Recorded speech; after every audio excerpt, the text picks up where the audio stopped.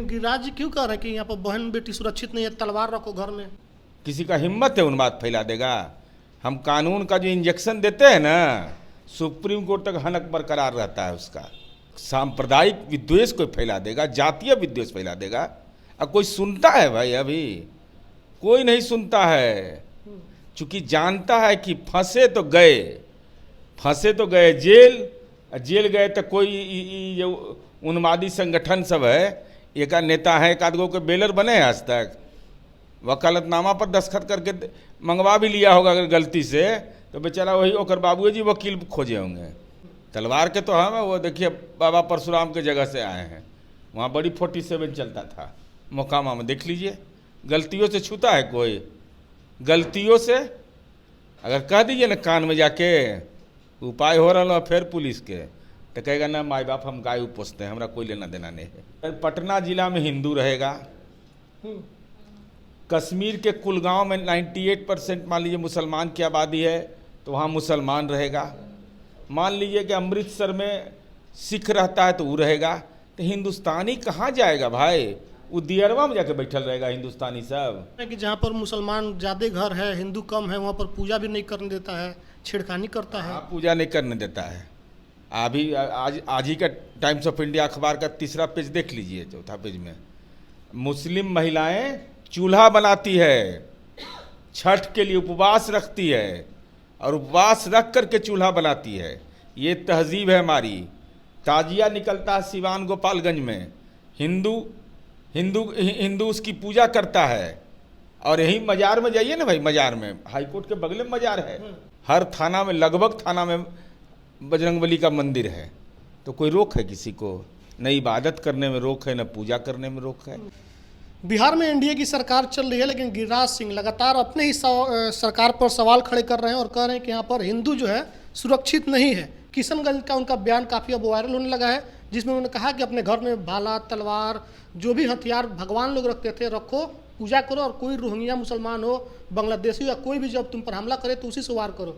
हमारे साथ नीरज जी है, प्रवक्ता है जेडीयू के। क्या कहिएगा? आप तो आत्मरक्षा खुद से करना पड़ रहा है। आत्मरक्षा तो हमारे यहाँ हनुमान जी हर थाना में बैठे हुए हैं गदा लेके। तो गदा से भारी त्रिशूल होता है। हनुमान जी गदा लेके बैठे हुए हैं, देखे नहीं, हर थाना में बना हुआ है। हर थाना में, लगभग थाना में बजरंगबली का मंदिर है। तो कोई रोक है किसी को? न इबादत करने में रोक है, न पूजा करने में रोक है। तो ये AK-47 और इंसास लेके जो बेटी सब, सनातनी बेटी सब जो नागरिकों की सुरक्षा कर रही है, उसको क्या दायित्व दिया जाएगा? देश में सबसे ज़्यादा बेटी है, और दुर्गा के स्वरूप में है, वो दुर्गा के स्वरूप में है। पुलिस बल में सबसे ज़्यादा देश भर में बहाली हमारे यहाँ हुआ है। बिहार में सबसे ज़्यादा महिला पुलिस आप कह रहे हैं? जी जी। लेकिन गिरिराज जी क्यों कह रहे हैं कि यहाँ पर बहन बेटी सुरक्षित नहीं है, तलवार रखो घर में? अब हमको तो नहीं जानकारी है भाई, हम उतना पढ़ल लिखल आदमी है नहीं। नेशनल क्राइम ब्यूरो का आंकड़ा कहता है कि शराबबंदी के बाद महिला अपराध में कमी आई है, और शराब पिलाने से समाज बदलाव हो जाएगा, ये भी हम नहीं मानते हैं। तो अब कौन क्या बोलते हैं, हम उतना पढ़ल लिखल नहीं हैं। जितना हमको समझ में आता है उतना हम बोलते हैं। वो बोल रहे हैं कि जहाँ पर मुसलमान ज़्यादा घर है, हिंदू कम है, वहाँ पर पूजा भी नहीं करने देता है, छेड़खानी करता है। पूजा नहीं करने देता है। अभी आज ही का टाइम्स ऑफ इंडिया अखबार का 3रा पेज देख लीजिए, 4था पेज में मुस्लिम महिलाएं चूल्हा बनाती है, छठ के लिए उपवास रखती है, और उपवास रख करके चूल्हा बनाती है। ये तहजीब है हमारी। ताजिया निकलता है सिवान गोपालगंज में, हिंदू उसकी पूजा करता है।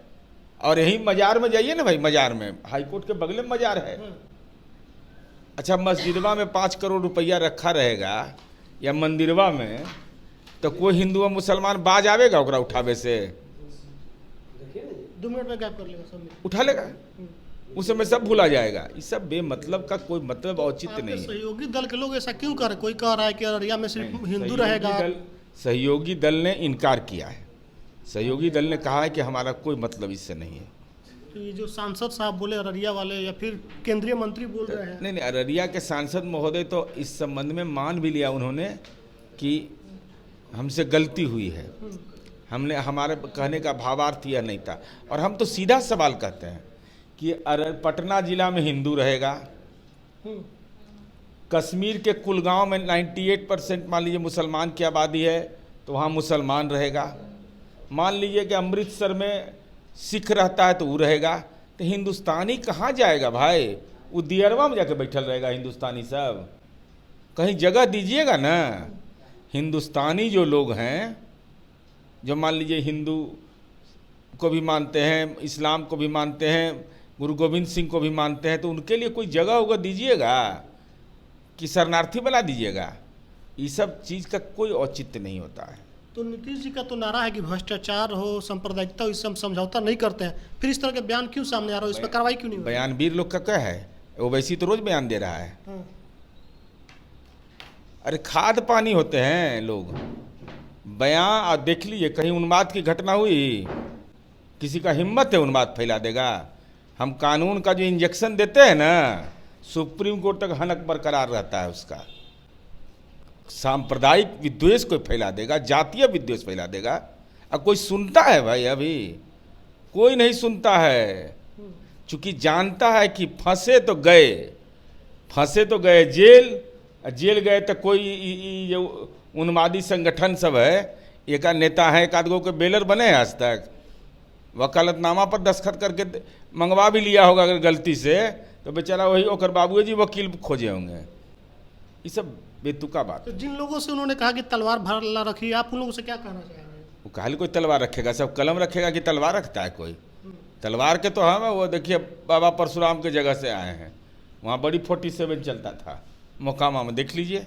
गलतियों से छूता है कोई? गलतियों से अगर कह दीजिए ना कान में जाके उपाय हो रहा है फिर पुलिस के, तो कहेगा ना माई बाप हम गाय पोसते हैं, हमारा कोई लेना देना नहीं है।